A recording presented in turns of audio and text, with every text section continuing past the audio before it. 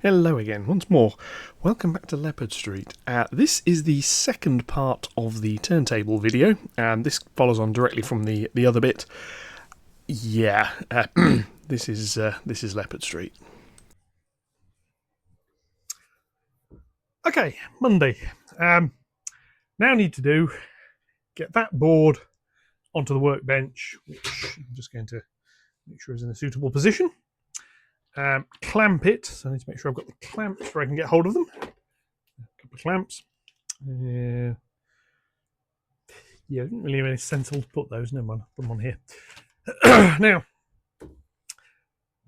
this brings me to a point about manual handling. These boards are 4 foot long, 2.5 foot deep. They're quite bulky. I can't, for example, reach over, get hold. I can just about get my hand around that, but I couldn't lift it. Like that, you've got no leverage whatsoever. So it has to be lifted from underneath, which I can do. I've designed it to do that. But they're bulky. I can't flip them up. One of the original ideas I had was hinging along the end, and I could just lift them up. Would have to go that way because there's tracks coming in here. I thought, well, I'd lift them up, put a prop under it, and I could work on them. But I'm working all the way up here at reach. You can't do it. So this needs to come out. Thing to realise with model railway boards, when you're building them, you think, well, yeah, 2x4 board, I can lift a 2x4 board. Dinglebury upstairs is 4 foot by 2 foot 6, same size as one of these actually. I didn't realise that until now. That's made of plywood. It's diagonally braced inside. That was designed to be picked up and carried. It's a single board. I can lift it with one hand. What was in one hand takes all the weight, and the other hand just holds it to keep it steady. These boards are getting heavier as more and more things are mounted. Especially this one now has a honking great stepper motor in the corner. They're getting quite bulky.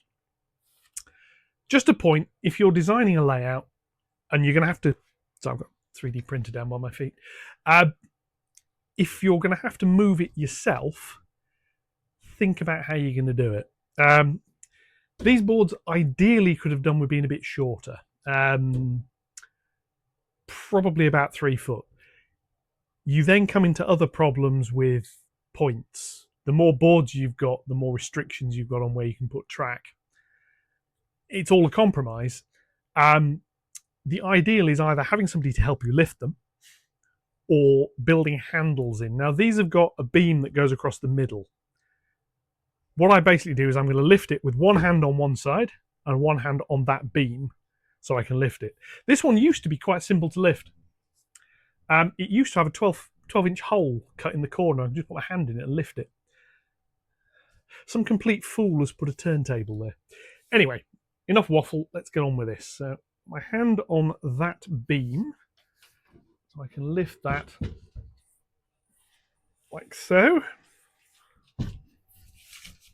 And what I've got to do with it, I need it the other way round to work on it. And as I've said a few times now, the height of these is too much to easily work with. So I need to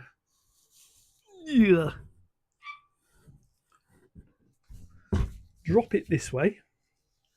Well, not drop it. I especially don't want to drop it. I need to put it down gently because I need to change my grip to this side. And it's got a lip. The framing doesn't go, it goes to the ends at the ends, and two sides it goes as flush. The two long sides aren't. There's a bit of a lip. It actually helps it locate into the desk. So what I now do is grab the middle beam there and just pivot it like that.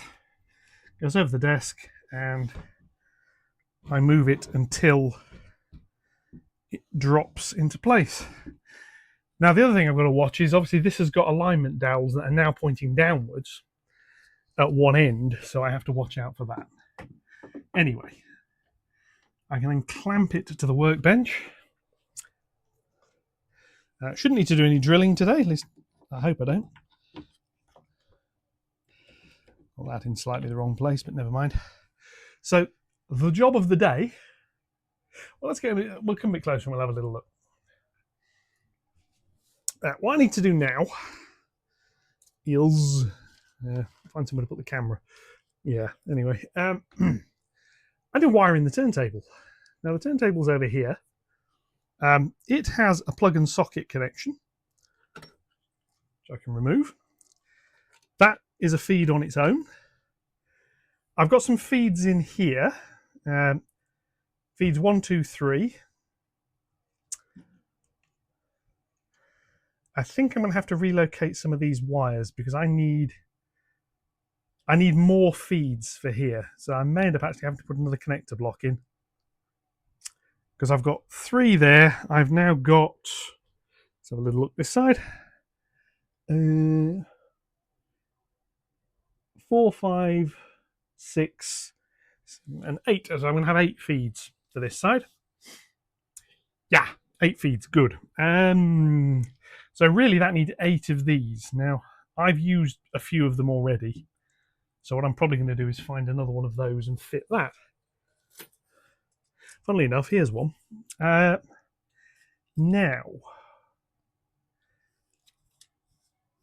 the question is, where do I put it? So I need to look at what I've got here. So I made these wires for these feeds deliberately long, so I wouldn't have an issue. Now, at the moment, I can just common them all. However, this is going to have block detection fitted to it. So I need to keep them separate so I can do block detection things with it. Just going to put those wires over there out of the way. There's some more down here and there's more there. Right, oh yeah, this is the siding. Well, not siding. We've got to stop calling it a siding. Right, so I could get one more on here on this little connector. If I pan you down a bit. So I've got 3 here, 1, 2, 3. Then I've got my 12 volt DC. I've got DC ground. I've got the blue side.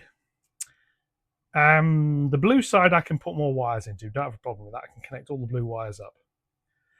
So, while I'm thinking about what I'm going to do with the rest of it, what I'm going to do is connect all the blue wires up. Because that sort of makes sense. So put that one through there. I'm just going to thread these through some of the holes, because if I thread them through the holes, it sort of keeps them out of the way. Right, so that one's going to go through there into that. I then have 2 more blue wires all the way over here. These are going to need some cable clips, but that's fine.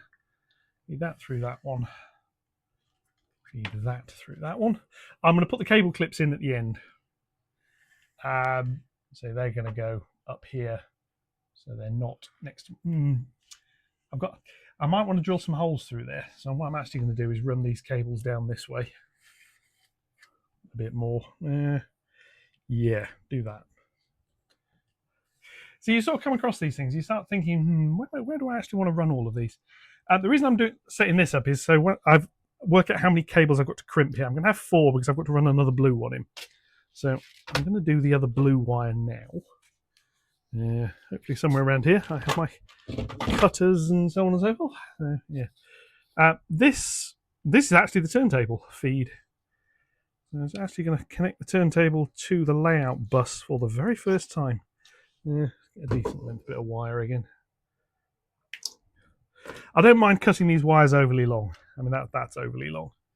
I'd rather the wire be overly long and then trim it than have to worry about it. Now, you could argue the turntable, excuse me, which I'm using 1602. There's a bit of wire there. You could argue this should probably be something thicker. And I suppose in theory you could, I mean, it's really just an extended dropper wire. It could be something a little bit thicker. I'm not making it thicker because at the end of the day, it's feeding a turntable. This should only ever have a single locomotive on it. Now, as I commented the other day, well, earlier in the video, thinking about it, yeah, it was Sunday. It would have been nice to have this set up so that it was independent. Where's my other screwdriver gone? There we are. And then I could decide, right, I'm going to set this up with my own reversing mechanic, but this is how Peco have done it. So yada yada yada, there we are. Right. This has got spare terminals. It's going to get a DC ground, a 5 volt and a 12 volt, which I'm not doing today. I'm going to have to flip this up to do the rest of what I need to do with this anyway, so I'm just going to leave it for now. Right, so that's those wires there. I've got these wires here, which can come along. I route them behind those. That'll make life a bit simpler. So I can make that into a pair, I can make that into a pair, and they can just go onto some of these terminals. So next up is, where are my cable clips? Well, cable clips, cable ties, and one of these, and then I need a screw somewhere around here, I hope. There is a bag with some screws in it. There should be a bag with some screws in it, because there was yesterday. Ah, there we go. The problem is I've moved things since yesterday, so now I can't find anything. Right, I'll take a screw, one of these. In fact, actually, you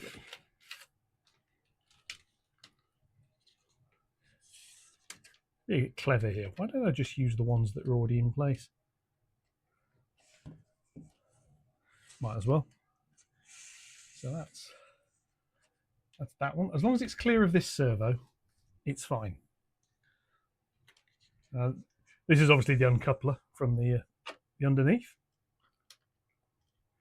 I do have 3 more made. Like I say, I've got to install those. Yeah. So I could do with a clip up here. So I'm going to put one in. So I have a cable clip. I had a screw. I've got a screw loose somewhere. Yeah, tell me something I didn't know. Right. Multiple screws loose. Right, so this is going to go over here. Yeah, keep it more or less in line with the other ones, I might as well.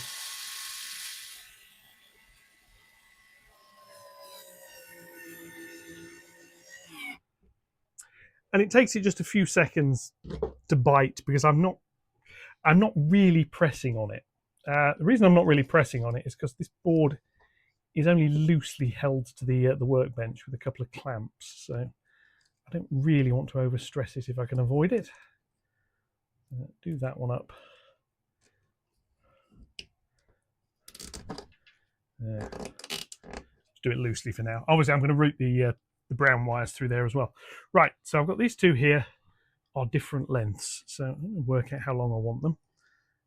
Yeah, they're going to come over here,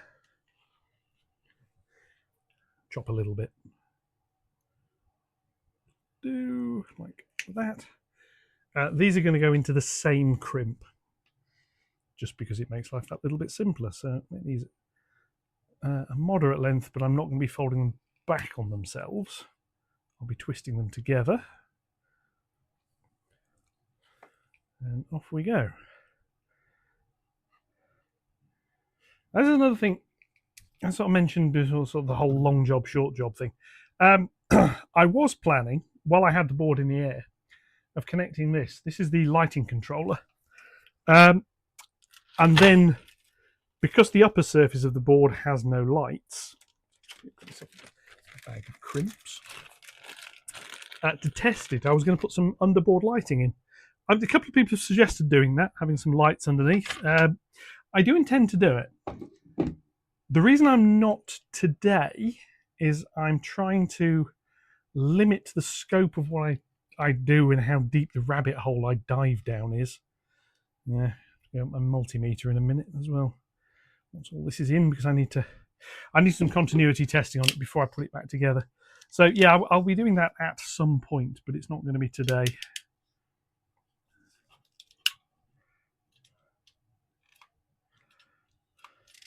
I mean, the continuity testing, it should all be fine. I don't really have any doubts there'll be any trouble with it. Right, those two are going to go to there. But before I power it up with moderately expensive locos, I want to just wire it up and make sure. Just seems a sensible thing to do. So again, we just strip a bit of these wires off. For these, it's a bit under a centimetre, and I do it entirely by eyeball. You can get wire strippers that it'll judge the length of it for you. Charlie at Chadwick, he's got a really nice set of wire strippers. Some of the RS Components ones, and they are really good.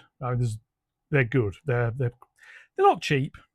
They are good. I've never bothered.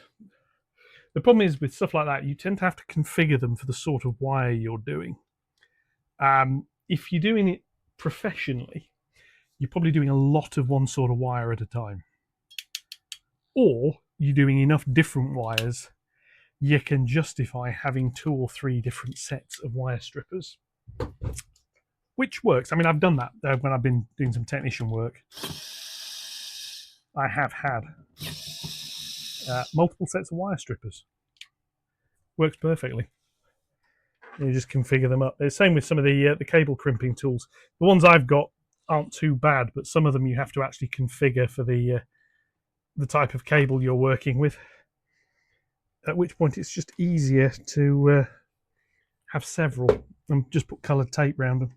Right, that needs to be turned around, because to get 2 of these in, you have to put them back to back. So let's just do that, and with that. Have a guess which point my microphone died at. Yeah. This is just putting the wiring in, so we're nearly done here, so we shall skip to the next bit. Yeah, now I've sped this one up a little bit. It's basically more of the same. So the blue wire's finished going in. Next off is finding a connector. I'm trying to find somewhere to put it. I actually wanted a smaller connector than this, but this is the one I could find. And in the end, it's just gone in here. This lower piece, this sort of see the curving bit of wood. This is actually where the track runs. Some fun and games trying to get the screw through the hole. Eventually wandering around trying to find some other screws, which we got hold of. That goes in. So what I've then got here is labelling up the other 5 power feeds. For now, they're just going to get a common bus. The same as the other. Eventually all of these brown wires will route through a block detection board. Quite how much of the block detection in the loco area ever gets used is debatable, but I might as well wire it up. So that's it with this one. After this, I did a little bit of basic continuity testing. That all worked, and then we reinstall, so we'll catch up with that. Here we are, with it refitted to the layout. If you detect a slight note of despondency in my voice, there is a reason. Line that up there. Continuity testing.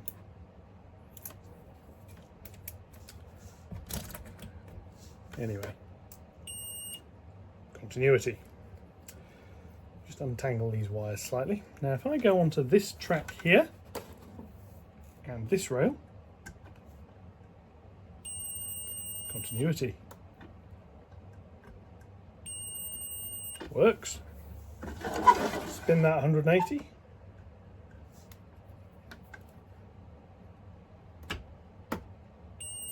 Works.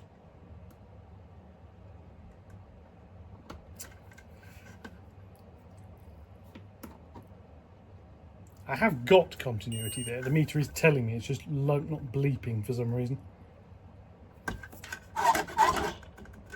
Suspect I need to clean the continuity ring underneath the thing, but anyway, yeah, continuity. Have a guess where the dead zone is for the continuity.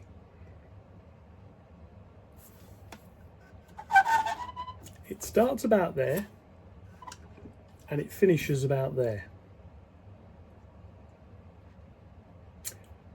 Yeah. I've got to take this out and turn it about 45 degrees and then put it back in again. Because if I put this here, around here somewhere, no, still in continuity mode, that on there, I've got to clean these rails as well.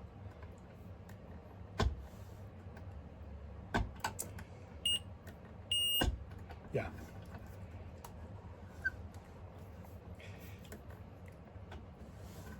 It bleeps here the wrong way round.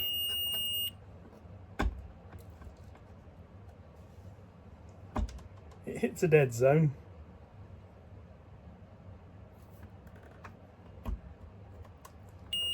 Gets over there, it works. It's really hard to get continuity with this actually on the rail,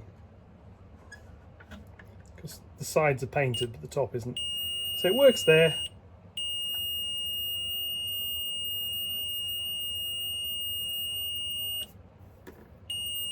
Working now.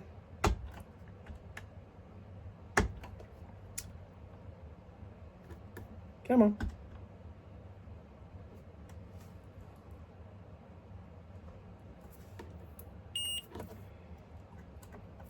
I'm putting it on resistance and see what I get. Right. Just see if this works a little bit better with it on a resistance range. Yeah. Actually, one of these roads works, according to this. So if I put that back in continuity, I might be able to get this to work slightly. That rail to that rail is something, that rail to that rail is something, but wire out of the way. This one here, nothing. So yeah, I'm going to have to take this out and turn it. But going by that, I should be able to run something on it.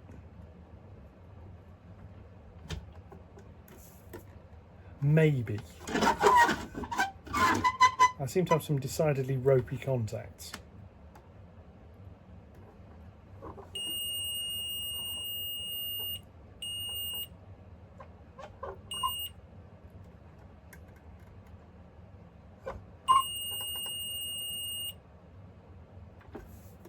Try this one. Come on.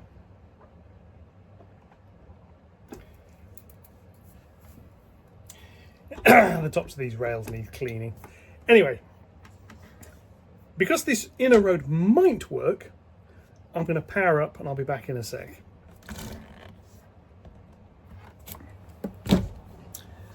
Okay, a little bit of testing.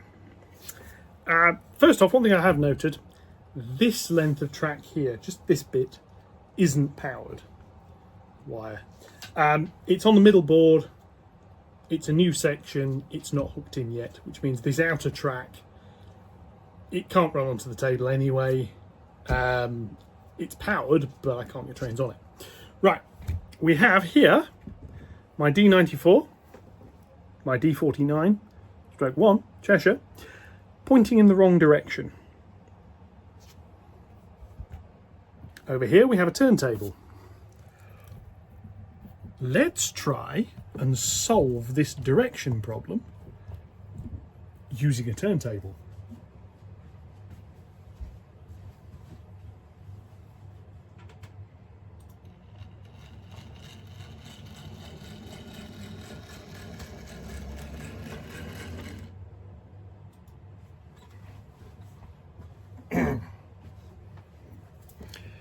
Immediate fail.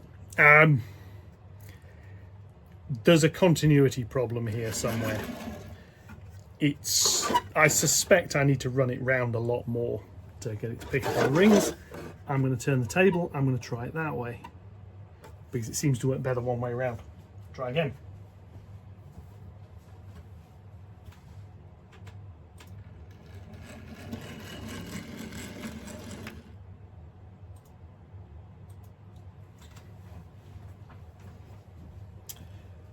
See, that way she rolled on. You can also spot one of the problems. I can't see the table where I'm driving them. What I can see doing at some point is mounting a camera up on the ceiling looking down on the thing. Anyway, let's turn to the siding road, which is there. Relocate and run onto the siding, or at least try to.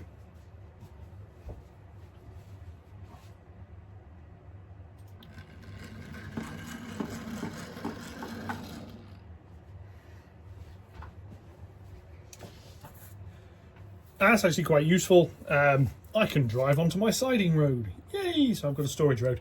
I've measured that. That is long enough for a Pacific.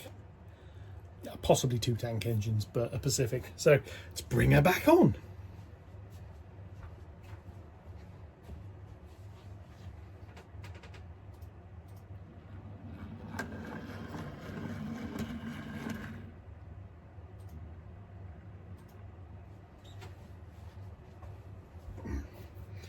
It's a bit easier to see this way. So now we go wee round here like that. Line up. Obviously I'm aligning this all manually at the moment. And then we're going to try and drive off facing the correct direction for departing trains. Try that.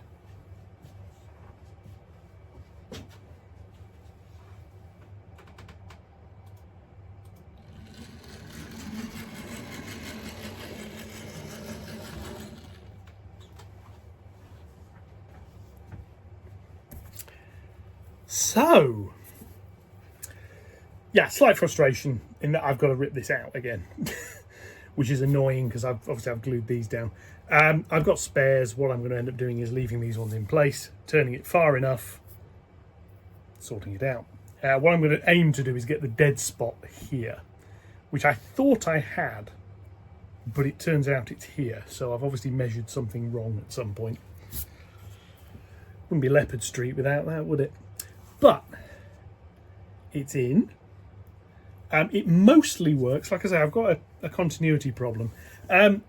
If that continues, what I will probably do is take the thing out, try and find a way of soldering wires to these rails.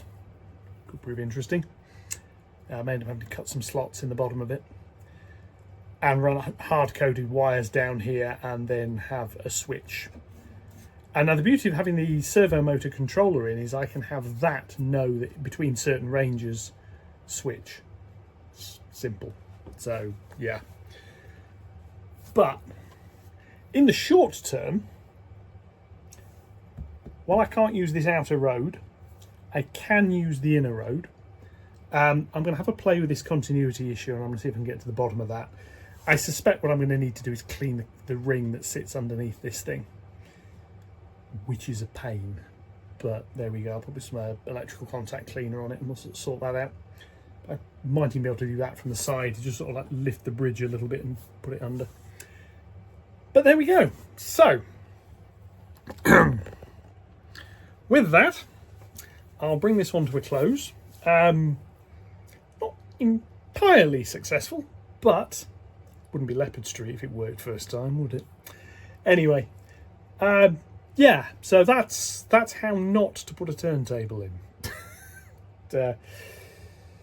Yeah, I forget how many times I measured that, and I marked out with a pen where the dead spots and so on and so forth were.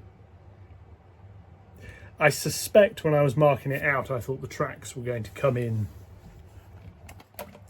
more here and here, so it would have been fine, and it's got lost in translation with how long this has taken. Thankfully, it's only glued in with copy decks, so getting it out won't be that hard. All I've got to do is lift the tracks, which are only copy decks down as well. So I'll lift a section of track on each side, move it a little bit. The problem is the sensor sticks out at one side, so even if I could just yank it round, I can't. So what I'll have to do is undo the little connector, take it out, push it just to one side. I'll have to cut another notch, so it's about here, and I'll have to cut another one about here. job done. Anyway, that's it for this one. Next one, hopefully I'm going to have the centre section back in. I'm going to try and do a little bit more running, because now I can turn trains round, mostly. Yeah, I'm going to run some trains because I need some train therapy. Anyway, this has been Leopard Street. Likes, comments, shares, etc. more than welcome. Laughter at my incompetence. Yes, I'll take that. I'll take that. I'll see you in the next one.